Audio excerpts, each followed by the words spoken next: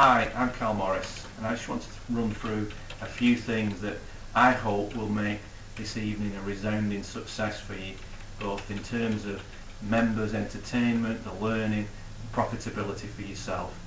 Without whatever I'm doing here, I'm not trying to tell you how to do your job by any means. It's just sharing with you some ideas of workshops over the years that seem to have worked really well.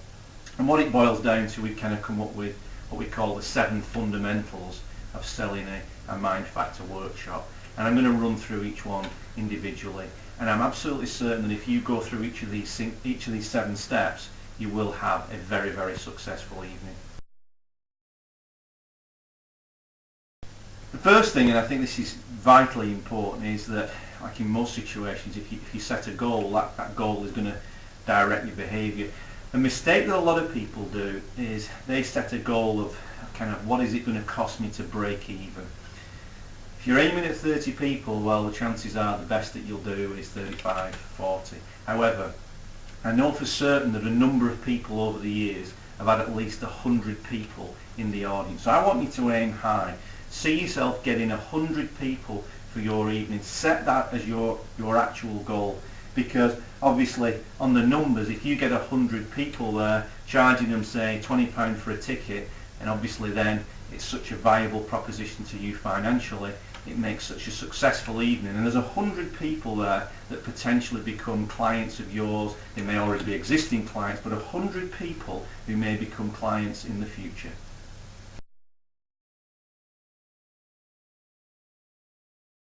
Second thing, it's almost what not to do really, is we'll send you some posters, yes, we'll send you some cards, but if you think just putting some posters up on the wall is going to get people flooding in through the door, well, that's a real mistake. It's almost like you want to build a base to this.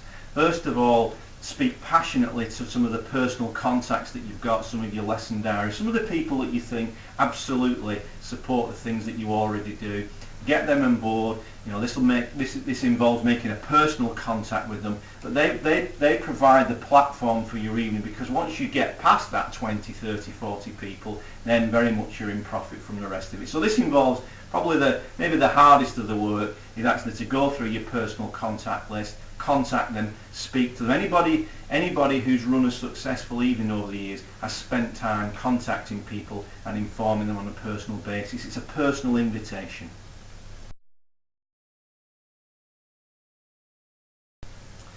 The other thing that you might want to do is to add value. People love the thought of getting something extra to what they would normally imagine. Maybe what you want to consider is a strategy that a few pros have used very successfully, is that they combine the Mind Factor evening price with maybe a lesson.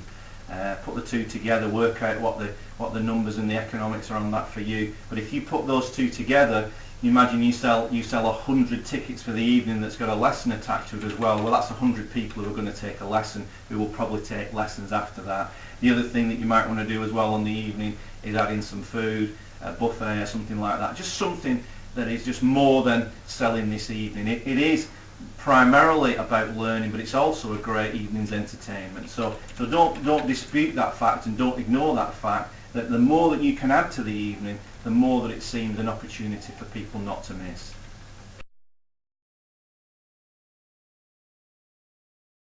Number 4 is some of the obvious stuff really, is we'll send you through an email flyer that you can personalise. We will send you posters that you can personalise. Obviously get them in many places, prominent places in the club that you possibly can. If there's somewhere that you can put it on the front desk, the point of entry in the pro shop. This is the obvious, more standard way of promoting an evening such as this. But again, you know, don't ignore it. Do the basics well, and you'll be rewarded.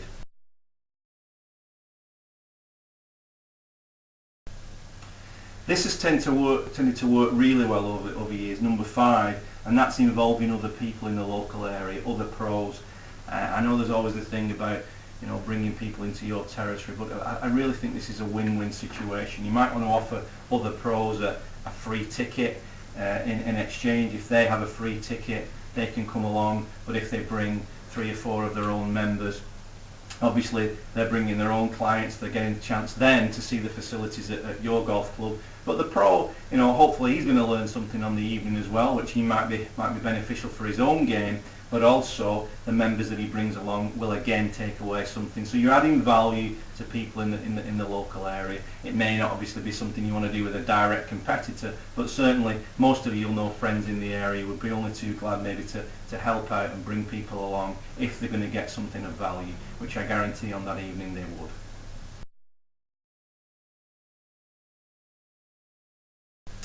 The other thing is that even though it's primarily focused at golf, don't ignore the fact that other sports and other organisations could gain some benefit from it. So a lot of the techniques and tools that we'll talk about on the evening, you can cross over into business, you can cross over into other sports.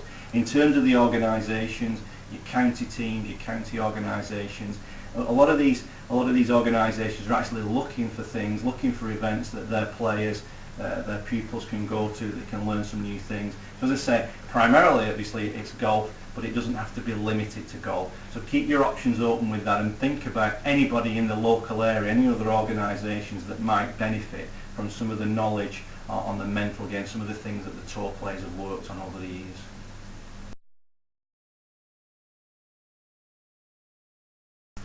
And finally, for those of you pros with a number of staff, again, what seems to work pretty well, it's probably a good idea to maybe incentivise your staff in some way, that if they sell some tickets, they get some benefit from that.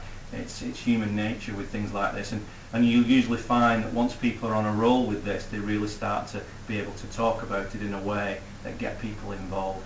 Above anything else, this evening, it is informative, it is about learning to improve people's game, but it is an evening's fun and entertainment. It's not an academic lecture by any means. People get involved in it, and you can guarantee 100% that everybody will go away with at least 3 or 4 tools or techniques that they can instantly apply to their own game. So not only can you give your own staff some incentive, but everybody that comes in, it's kind of dangling that carrot for them that can you afford to miss this? Can you afford to miss this opportunity to learn something about your game that will really make an impact straight away?